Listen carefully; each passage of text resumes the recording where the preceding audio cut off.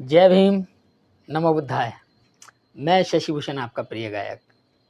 साथियों, आज हम बात करेंगे मिस्टर गांधी और बाबा साहेब के बीच।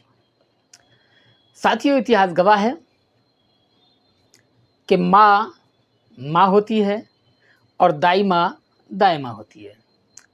माँ वो होती है जो बच्चे को जन्म देती है, अपने पेट में पालती है।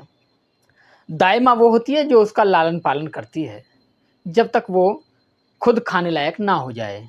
यानी कि दाई माँ का कर्तव्य मुश्किल से 4 साल 5 साल समझ सकते हैं। यही फर्क है परम पूज्य बोधिसत्व बाबा साहेब में और गांधी में।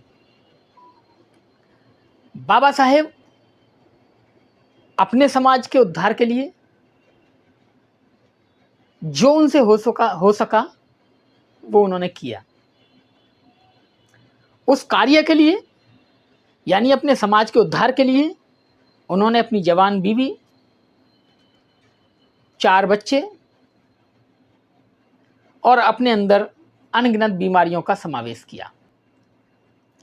लेकिन एक तरफ मिस्टर गांधी कह रहे थे कि अछूतों का नेता मैं हूं, अछूतों की कल्याण की बात कर रहे थे, और उधर बाबा साहेब लोगों के कल्याण के लिए निरंतर प्रयासरत थे। आज जो हम बात करने जा रहे हैं वो गांधी और बाबा साहब के बीच में है कि बाबा साहब और गांधी जी, यानी अछूतों का, उस वक्त अछूतों का असली मसीहा कौन। गांधी जी ने अछूतों के लिए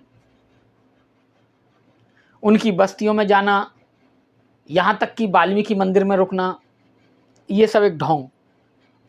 और उधर बाबा साहब अछूतों की समस्याओं को लेकर उन्हें निवारण करने के लिए अमली जामा पहना रहे थे। गांधी जी चाहते थे कि वर्ण व्यवस्था बनी रहे, छुआछूत खत्म हो। बाबा साहब चाहते थे वर्ण व्यवस्था खत्म हो, छुआछूत खत्म हो।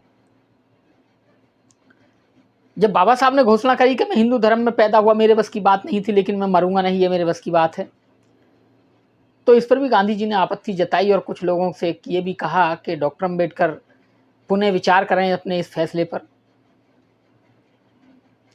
एक प्रतिनिधि मंडल बाबा साहब के पास जाता है, कहता है कि डॉक्टर अंबेडकर, आप अपनी इस बात को वापस ले लें और जो आप हमसे अपेक्षाएं करते हैं, हम कोशिश करेंगे कि हम आपकी अपेक्षाओं पे खरी उतरें। बाबा साहब ने कहा, ठीक है, अगर आपको लगता है कि हिंदू धर्म में बदलाव हो सकता है तो मैं चाहता हूं कि आप बदलाव करिए, मैं अपनी मांग को देखता हूं क्या होता है।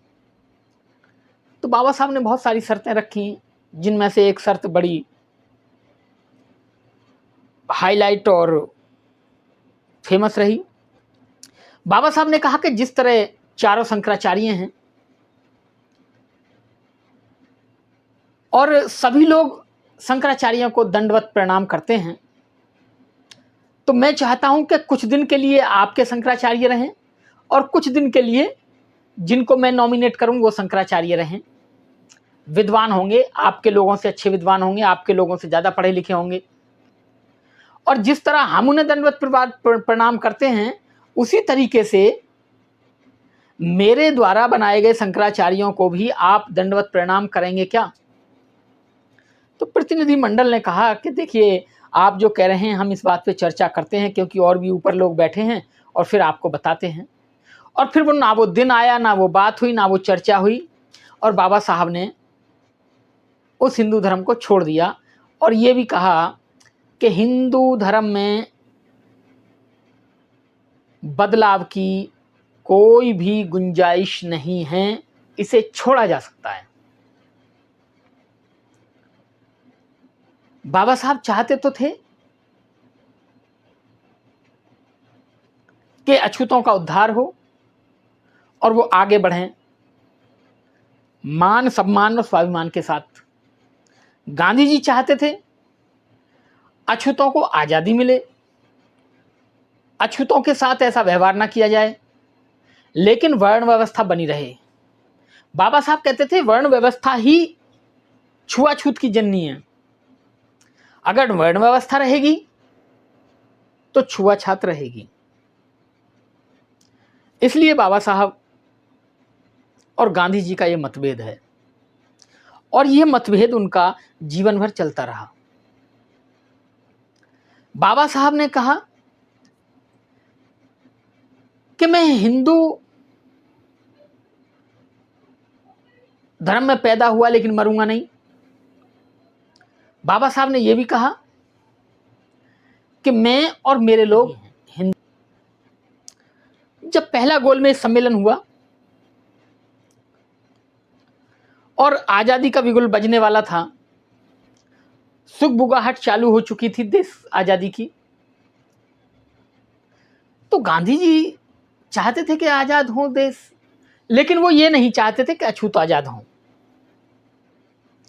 इस बात पर प्रश्न चिन्ह लगाते हुए बाबा साहब ने अंग्रेजों से वार्तालाप किया, चिट्ठी लिखी, उन्हें कन्वेंस किया कि एक सम्मेलन कर लिया जाए और उसमें मैं बात रखूंगा। ये बात 1931 की गोलमेज सम्मेलन हुआ। बाबा साहब गोलमेज सम्मेलन में अपनी बात रखने के लिए गए और बाबा साहब ने बड़ी बेगावी के साथ ये बात रखी कि मैं और मेरे लोग हिंदू नहीं हैं। गांधी इस सम्मेलन में नहीं गए और बाबा साहब ने अपनी बात बड़े अच्छे ढंग से पेश की कि गांधी जी के अनुसार अगर हम हिंदू हैं तो फिर हमारे साथ ऐसा व्यवहार क्यों होता है, हमारे साथ इतना अन्याय क्यों होता है। ये बात जब बाबा साहब ने रखी तो अंग्रेजों को लगा कि भाई हो सकता है कि डॉक्टर अम्बेडकर सारी बात सच ना बोल रहे हो, और इनका विरोध करने के लिए गांधी जी या कोई और व्यक्ति भी नहीं है, अब सिर्फ बात डॉक्टर अम्बेडकर ने कही है। तो अंग्रेजों ने एक आदमी को नियुक्त किया, मिस्टर साइमन को, और कहा कि जो बात डॉक्टर अम्बेडकर कह रहे हैं क्या ये सच है या गलत है, इसका जायजा आप इंडिया जाके लेंगे। और साइमन कमीशन इंडिया आता है इसी बात को जानने के लिए। तो लाला लाजपत राय, गांधी एंड कंपनी ही थी गांधी जी की, ये सब साइमन का विरोध करते हैं। लेकिन सर सिकंदर हयात खां, फजले हुसैन, छोटू राम जो पंजाब प्रांत के नेता थे, ये तीनों साइमन कमीशन का स्वागत करते हैं। साइमन कमीशन यहां आता है, अपनी रिपोर्ट बनाता है, अपनी रिपोर्ट लाकर दे जाता है। गांधी जी को डर लग जाता है। अब बारी आती है दूसरे गोलमेज सम्मेलन की। जब दूसरा गोलमेज सम्मेलन हुआ तो गांधी जी सबसे पहले सम्मेलन में पहुंचे और कहने लगे कि ऐसी बात नहीं है, देश में छुआछूत तो है लेकिन जो डॉक्टर अम्बेडकर कह रहे हैं ऐसा भी नहीं है। और फिर उसके बाद में वो जो साइमन की रिपोर्ट थी उसको देखा जाता है, उस पर पढ़ा जाता है और उस पर साक्ष्य लिया जाता है, तो पता चलती है कि डॉक्टर अम्बेडकर सच बोल रहे हैं। उनकी एक एक बात 16 आने सच है। और गांधी जी अपनी मुंह की खाकर वहां से वापस आते हैं। बाबा साहब को यह पूछा जाता है कि डॉक्टर अम्बेडकर बताइए आप क्या चाहते हैं। तो बाबा साहब कहते हैं कि देखिए मैं और मेरे लोग हिंदू नहीं हैं, अगर हिंदू होते तो मेरे लोगों के साथ ऐसा व्यवहार नहीं होता। मैं इतने उच्च कोटि का विद्वान व्यक्ति हूं, मेरे साथ भी ऐसा व्यवहार हुआ है, तो मैं चाहता हूं कि देश आजाद हो और मेरे लोगों को भी बराबर बराबर हिस्सा मिले। हिस्सा मतलब न्याय मिले, हिस्सा बोले तो मेरे लोगों को भी प्रतिनिधित्व बराबर मिले। वहां बैठकर यह तय होता है कि कम्युनल अवार्ड, कि जो अछूत लोग हैं, जो सदियों से दबाए गए हैं, उन्हें 2 वोट डालने का अधिकार होगा। एक तो उन्हें अपने लोगों को वोट डालने का अधिकार होगा, दूसरा वोट वो उसको डालेंगे जो दूसरी पार्टी का व्यक्ति होगा, लेकिन होगा उनमें से ही। इसलिए बाबा साहब की बात मान ली जाती है और बाबा साहब को कम्युनल अवार्ड दे दिया जाता है। जब बाबा साहब वापस आते हैं तो पहले गांधी जी आ ही गए थे, क्योंकि गांधी जी को पता लग गया था कि अंग्रेज बाबा साहब की बात मानेंगे। तो गांधी जी यरवदा जेल में अनशन पर बैठ जाते हैं और भूख हड़ताल कर देते हैं। पूरे देश में एक ऐसा माहौल बन गया था जो बाबा साहब के खिलाफ हो गया था कि डॉक्टर अंबेडकर को कुछ गांधी जी को कुछ हुआ तो इसके जिम्मेदार बाबा साहब डॉक्टर अंबेडकर होंगे। तो बाबा साहब ने बड़े अफसोस के साथ उनके अनशन को तुड़वाया। उनके साथ एक एग्रीमेंट हुआ जिसे पूना पैक्ट के नाम से जानते हैं, ये पूना में हुआ था। और फिर ये आरक्षण वाली व्यवस्था बनी कि किस सीट पर कैसे कैसे, जहाँ अछूत लोग ज़्यादा होंगे उन्हें आरक्षित सीट कर दिया जाएगा और वहाँ से केवल शेड्यूल कास्ट के लोग ही चुनाव लड़ेंगे। और इस तरीके से बाबा साहब के साथ ये छल किया गया। बाबा साहब कहते हैं कि इतना दुखी तो मैं अपने पुत्रों के पत्नी के वियोग में भी नहीं हुआ जितना मैं पूना पैक्ट पर साइन करके दुखी हुआ हूं।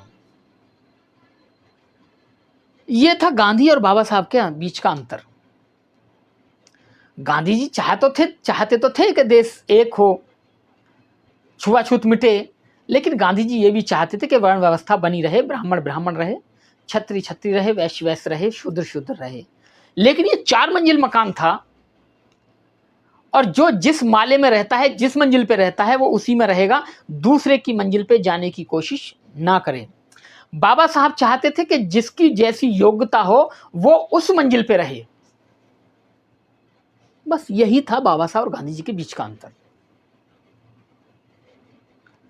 इसीलिए बाबा साहब ने हिंदू धर्म को छोड़ा, बौद्ध धर्म को अपनाया। बौद्ध धर्म को अपनाने में भी बाबा साहब को काफी दिन लगे। 35 में घोषणा की और 56 में अपनाया। इसका मतलब बाबा साहब ने सभी धर्मों का आकलन किया, आकलन अपने हिसाब से करके उन्हें बहुत सारी चीजें दिखाई दी। बाबा साहब ने क्लियर कहा कि मैं बहुत दिनों से जब सर्च किया, ढूंढा, तो मैं ये भी सोचता था कि मैं क्रिश्चियन बन जाऊं तो मेरे लोगों को, विदेश के लोगों का सपोर्ट मिलेगा। लेकिन बाबा साहब कहते हैं कि मुझे फिर लगा ये तो विदेशी धर्म है, इसलिए बाबा साहब ने छोड़ दिया। फिर बाबा साहब ने सिख धर्म का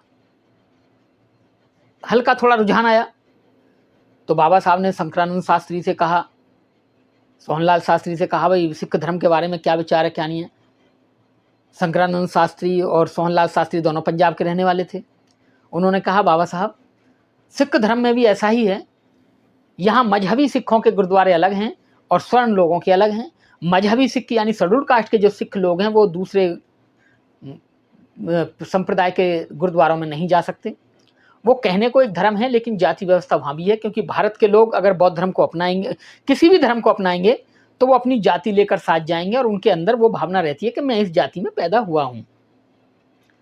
इसलिए बाबा साहब ने फिर बुद्ध धर्म की तरफ रुख किया।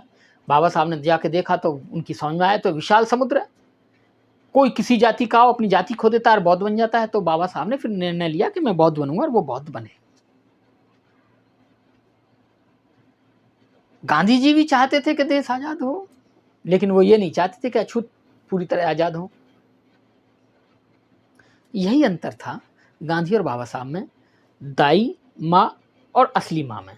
बाबा साहब असली माँ थे जिन्हें अपने बच्चों के बुढ़ापे तक और मरने तक का हर चीज का फिक्र था, और गांधी जी दाई माँ थे जिन्हें सिर्फ ये था कि देश आजाद हो जाए, बस इन्हें अछूत ना कहे कोई, लेकिन रहें ये अछूत के अछूत यानी शूद्र के शूद्र रहें, इन्हें छुआ जा सके लेकिन इनके साथ रोटी बेटी का संबंध व्यवहार ना हो पाए, इन्हें कोई अधिकार ना हो।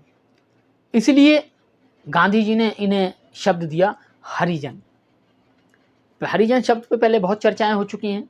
हरिजन शब्द तो वैसे जो मंदिर में लोग रहते हैं जो दिन रात हरि का भजन करके खाते कमाते और अपना पेट पालते हैं, जो भगवान के नाम पे, जो हरि के नाम पे अपना पेट पालता है, उसे हरिजन कहा जाता है। लेकिन ये तो शेड्यूल कास्ट लोग थे, तो अछूत लोग थे, ये तो अपना कमा कर खाते थे, बिना कमाए इन्होंने कभी खाया ही नहीं। इसलिए बाबा साहब डॉक्टर अम्बेडकर ने कहा कोई भी अछूत हरिजन नहीं है। यही था बाबा साहब और डॉक्टर अम्बेडकर और मिस्टर गांधी के बीच का आकलन। बातें और भी हो सकती हैं, बहुत सारे फिलोसफरों ने अपनी किताबें लिखी हैं। इसका बहुत अच्छा व्याख्यान बाबा साहब ने अपनी पुस्तक गांधी और कांग्रेस ने अछूतों के लिए क्या किया, इसमें बाबा साहब ने बहुत अच्छा लिखा है। आप उसको पढ़ेंगे तो आपके दिमाग में सब कुछ समझ आ जाएगा कि मिस्टर गांधी और बाबा साहेब के जो अलग अलग विचार हैं, उनकी जो समानताएं हैं क्या हैं और अलग अलग विचार क्या हैं। आप उस पुस्तक को जरूर पढ़ेंगे बाबा साहब की को, और आपको और बहुत सारी चीज़ें जानकारी मिलेगी। इन्हीं बातों के साथ आपसे विदा लेता हूँ। मैं शशि भूषण आपका हार्दिक अभिनंदन करता हूँ। जय भीम, नमो बुद्धाय, जय भारत।